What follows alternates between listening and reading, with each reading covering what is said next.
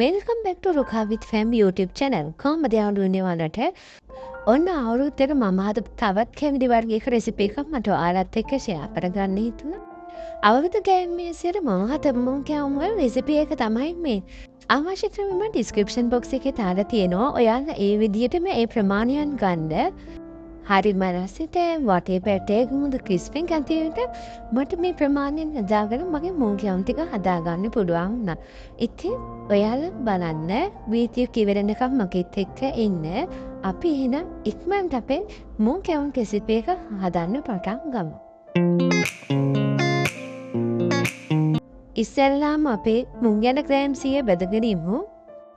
මෙතනදී මම ගන්න පියලි මුං යට ග්‍රෑම් 100ක් තිබුණේ නැහැ මට ගෙදර අනිත් යට පොඩි කෙනාට ගෙනට තිබුණා පියලි මුං වලින් තමයි මම මේ ඊටු ප්‍රමාණය රෙඩි කරගත්තේ. මේකත් ඒ වගේම තමයි ලොකු වෙනසක් නැහැ. මුං යඩේ පියලි කරලා තියෙන එක විතරයි වෙනසකට තියෙන්නේ. මේ බලන සාමාන්‍ය මුං යට වගේම තමයි.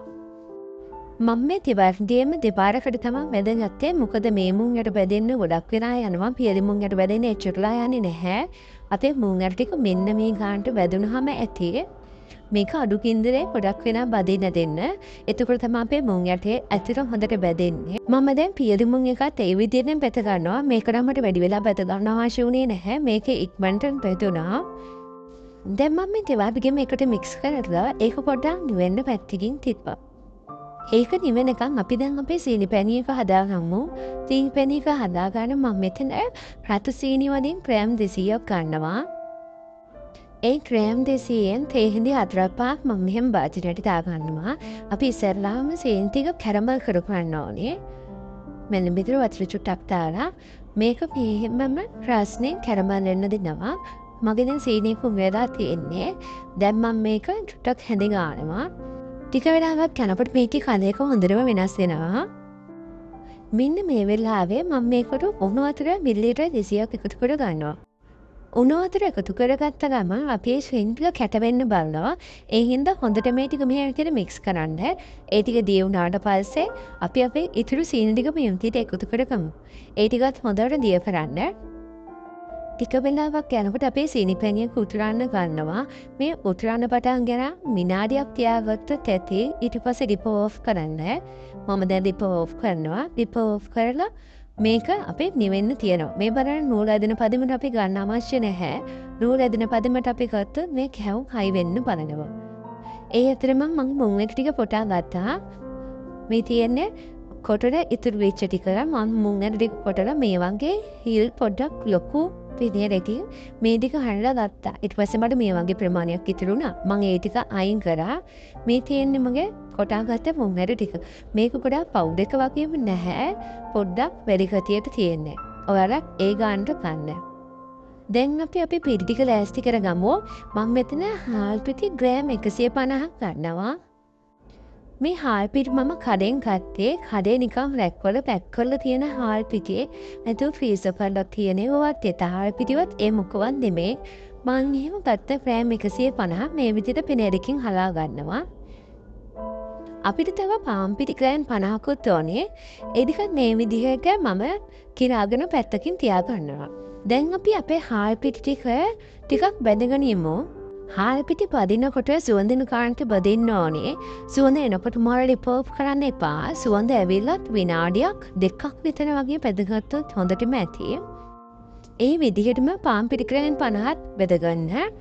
මම ඒකත් ඉක්මනටම බෙදගත්තා. මේ පාන් පිටි ටිකත් අපි හාල් පිටි වල එකතු කර ගන්න ඕනේ. ඒ එකතු කර ගන්නකොට පෙනේරේ හලල එකතු කර ගන්න.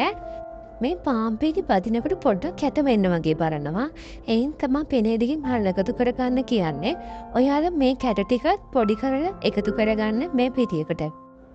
දැන් මම මේකට අපේ මුං පිටි ටිකත් එකතු කර ගන්නවා මේ විදියට. මේ තුනම දැන් හොඳට මික්ස් කරගන්න. දැන් මම මේකට රොමි සල්ෆේට් එකතු කර ගන්නවා. එකතු කරගත්ත ලුණු ටික මේ පිටි එකේ හොඳට මේ විදිහට මික්ස් කරගන්න. දැන් අපි අපේ පැණි ටික මේකට එකතු කරගමු. පැණි ටික එකතු කරනවා පිටි ටික එකතු කරගන්න.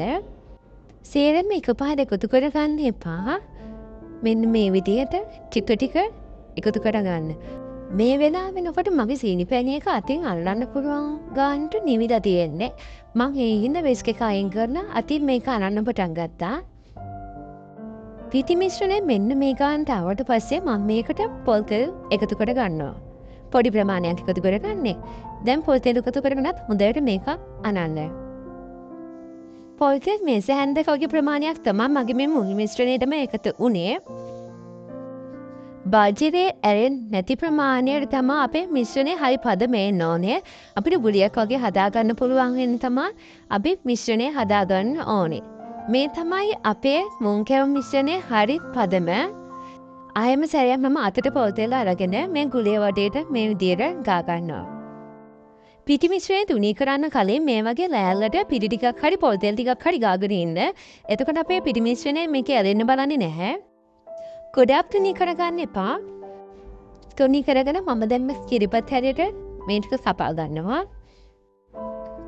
තුනී කරගෙන උඩින් පිටි ටිකක් මේ විදිහට ඉක ගන්න. ඒ ගමන් මේක කිරිපත් හැරියට කපා ගන්න. දැන් අපේ මේක පොඩි රසණයක් තියෙනවා. අපි මේක සම්පූර්ණ නිවෙනකම් මේක තෙරට දාන්නේ නැහැ. සම්පූර්ණ නිවුනට පස්සේ තමයි අපි බැටේ එක තවරලා තෙරට දාන්නේ. මේක රස්නින් පිට දැම්ම පුපුරන්න බලනවා. අපි දැන් අපි පිටි බැටේ එක හදාගමු. මම මෙතන හාල් පිටි කෝප්පයක් ගන්නවා. හාල් පිටි කෝප්පයකට පාන් පිටි මේස හැඳි 3ක් මික්ස් කර ගන්නවා. මේ දෙක හොඳට හරලා ගන්න. මෙතන හාල් පිටි ගන්නකොට බෙදපු හාල් පිටි නෙමෙයි. නිකන් හාල් පිටි තමයි ගන්න ඕනේ. ඒකට මම කහයි ලුණුයි එකතු කරලා මේ විදිහට මික්ස් කර ගන්නවා. මම දැන් මෙතන එකතු කරගන්නේ පොල් කිරි. ඔයාලට වතුර එකතු කර ගන්නත් පුළුවන්. හැබැයි උකු පොල් කිරි එකතු කරගත්තොත් හරිම රසයි. උකුවට බැටයක මෙන්න මේ පදම වගේ වෙනකන් එකතු කරගන්න. ඔයාලා වතුර වැඩි කරගන්න එපා. පළවෙනි කැවුම හදලා ඉවරෙන්න මේක උකු ගතිය වැඩිද අඩුද කියලා ඔයාලා තීරණය කරන්න. එන්න ඒ වෙලාවට අහපව් පොල් කිරි ටිකක් එකතු කරගන්න. දැන් අපි සේරම රෙඩි කරගෙන අවසන්. දැන් අපි අපේ මුං කැවුම් ටික බදින්න පටන් ගමු. මම මේ විදිහට ලොකු භාජනයක් තමා ගත්තේ මට ඉක්මනට මේ ටික බදින්න ඕන නිසා. බලන්න වැඩිගෙන එනකොට මේ ටික ලස්සන පුපුරෙනවා. ලිපේ ගින්දර වැඩි කරගන්න එපා. එතකොට මේක අපිට ලස්සන පාටක් ගන්න බැරි වෙනවා. ලිපේ ගින්දර සාමාන්‍ය ප්‍රමාණය තියාගෙන මේ විදිහට මුං කැවුම් ටික හොඳට බැද ගන්න. මේ බලන්න හරිම ලස්සනට ආවා.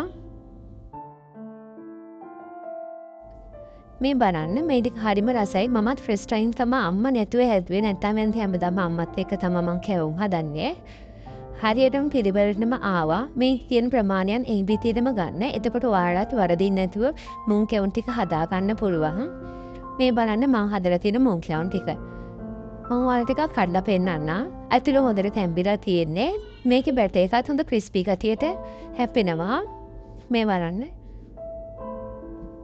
හඳට තැම්බිලා ඇතුළේ තියෙන්නේ අමු නැහැ.